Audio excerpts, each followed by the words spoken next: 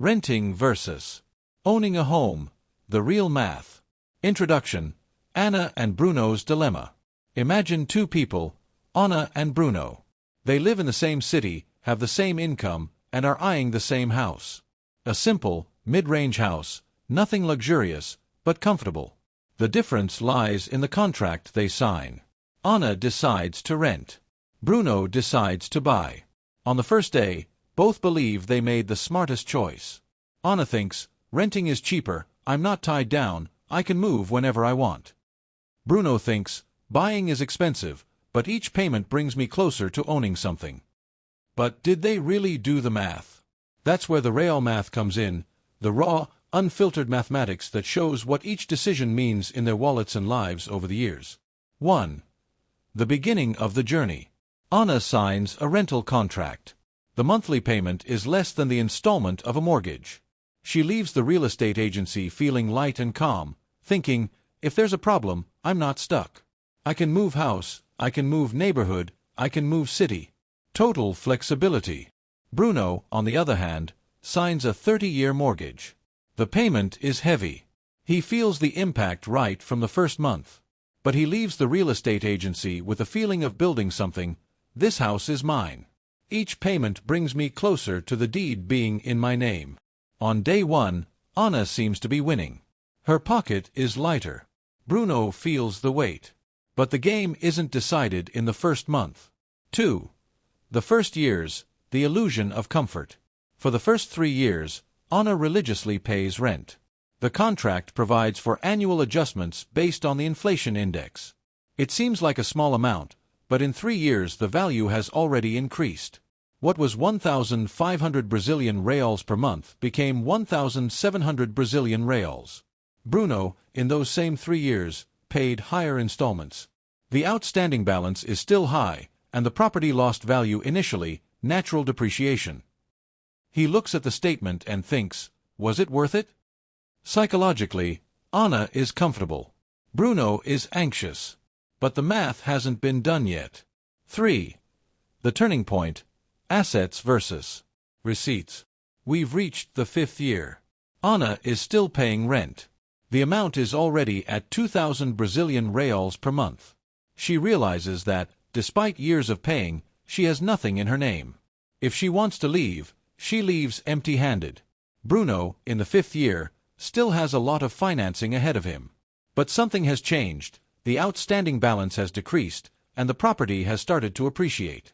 The house that cost 300,000 Brazilian reals is now worth 350,000 Brazilian reals.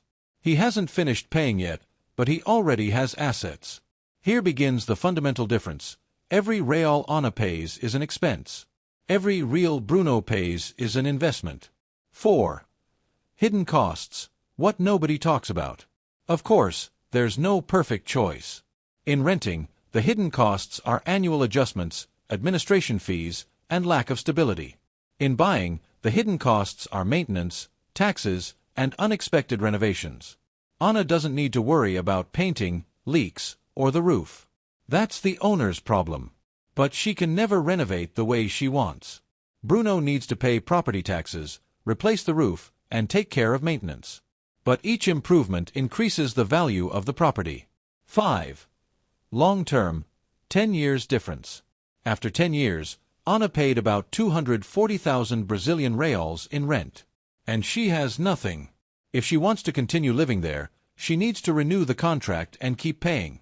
Bruno paid about 300,000 Brazilian reals in installments. It seems more expensive. But now the property is worth 450,000 Brazilian reals. He has assets. If he sells, he receives money. If he stays, he lives without depending on anyone. The math shows, Anna spent money and built nothing. Bruno spent more, but built wealth. 6. Special situations. When renting makes sense. Buying isn't always better. If you're young, single, and don't know where you'll live in the next few years, renting makes sense.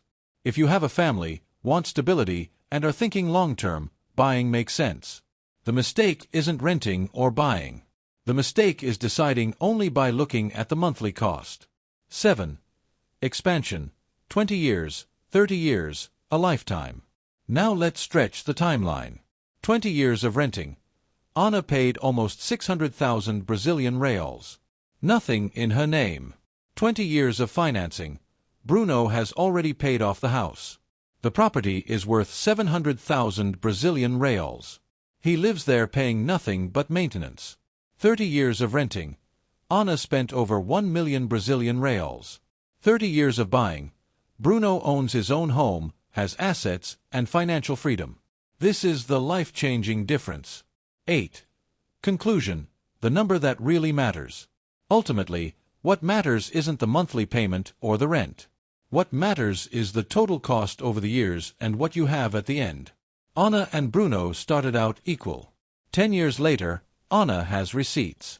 Bruno has assets. That's the difference between renting versus owning. 9.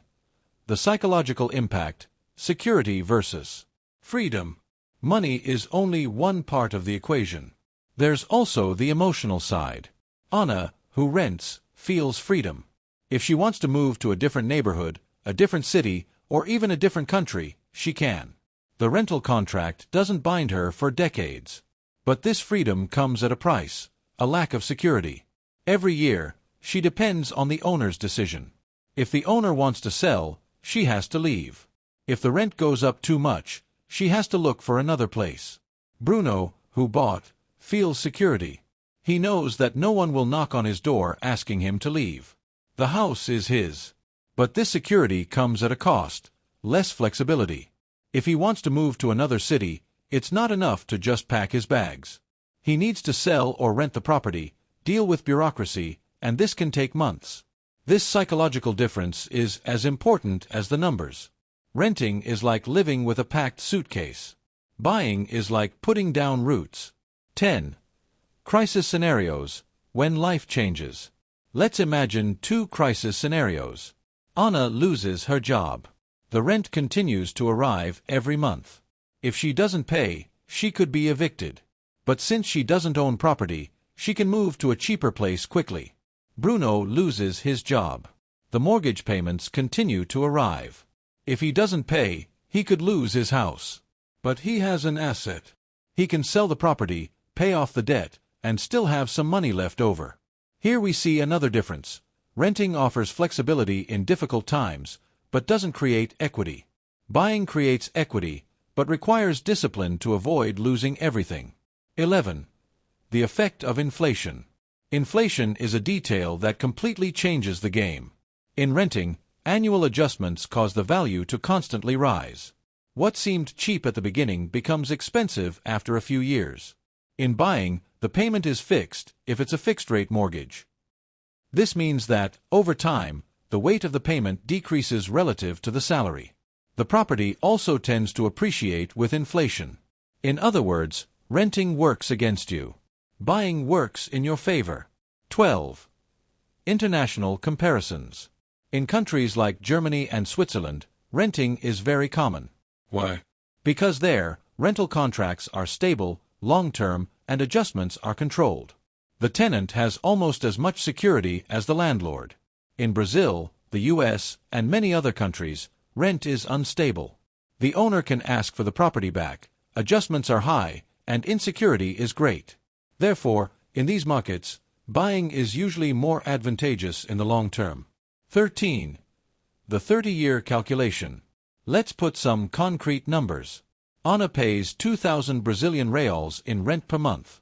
In 30 years, that's 720,000 Brazilian reals. And she has nothing. Bruno pays 3,000 Brazilian reals in mortgage payments per month. In 30 years, that's 1,080,000 Brazilian reals. It seems more expensive. But in the end, he has a house worth 1.5 million Brazilian reals. In other words, Ana spent less, but ended up with nothing. Bruno spent more, but built wealth. 14. The cycle of life. When you're young, renting might make sense. Flexibility, less responsibility, more freedom. When you have a family, buying makes sense.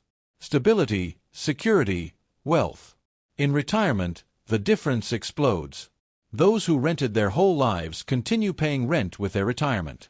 Those who bought live without mortgage payments, only with maintenance costs. This is the true impact of real math. It's not just about numbers, it's about how you live each phase of life. 15. Expanded conclusion. In the end, what matters isn't the value of the mortgage payment or the rent. What matters is the total cost over the years and what you have at the end. Anna and Bruno started out the same. 10 years later, Anna has receipts. Bruno has wealth. 30 years later, Anna spent almost $1 million and has nothing. Bruno spent more, but has a house in his name and financial freedom. That's the difference between renting and owning.